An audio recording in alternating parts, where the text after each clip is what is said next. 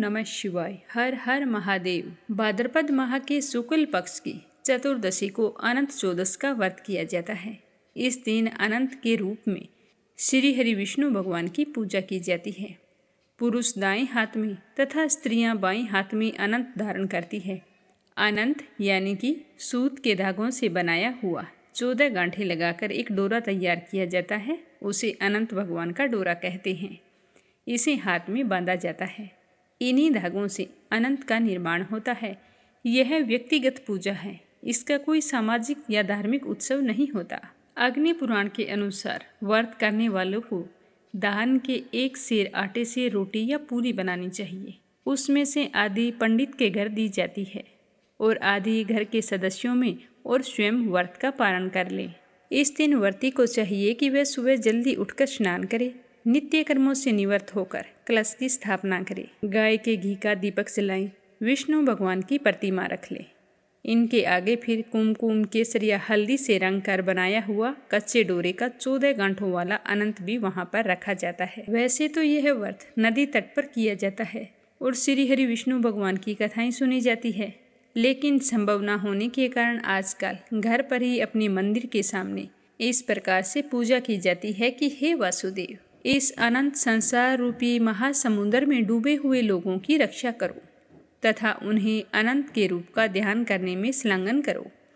अनंत रूप वाले प्रभु, तुम्हें हमारा बारंबार नमस्कार है और अपनी मनोकामना बताते हुए इस व्रत का संकल्प लेना चाहिए।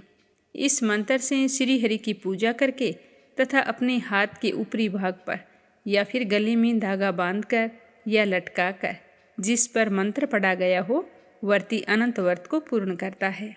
हरि अनंत हैं, इसीलिए 14 गांठें श्री हरि द्वारा उत्पन्न 14 लोकों का प्रतीक है।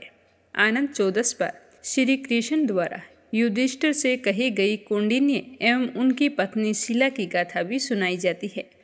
कृष्ण जी का कथन है कि अनंत उनके रूपों का एक रूप है और वे काल हैं, जिसे अनंत कहा जाता है। अनंत व्रत चंदन, धूप, पुष्प, निवेद के उपचारों के साथ किया जाता है। इस व्रत के विषय में कहा जाता है कि यह व्रत 14 वर्षों तक किया जाता है, तो वह व्रती अपने जीवन के सारे सुखों को भोगता हुआ अंत में विष्णु लोक को प्राप्त करता है। इस दिन भगवान श्री हरि विष्णु की कथा सुननी होती है और इस व्रत के लिए उदया तिथि ली जाती है। उदया तिथि में 14 हो, उस दिन ही यह व्रत रखा जाता है। अगर इसके आधे दिन पूर्णिमा का सहयोग हो जाए तो इसका बल और भी अधिक बढ़ जाता है।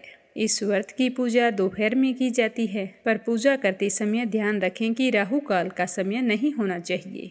पूजा पाठ करके व्रत कथा सुनने के बाद में अनंत देव का ध्यान करके शुद्ध अनंत को अपनी दाहिनी भुजा पर बांध लें। यह डोरा भगवान विष्णु को प्रसन्न करने वाला तथा अनंत फल देने वाला माना गया है।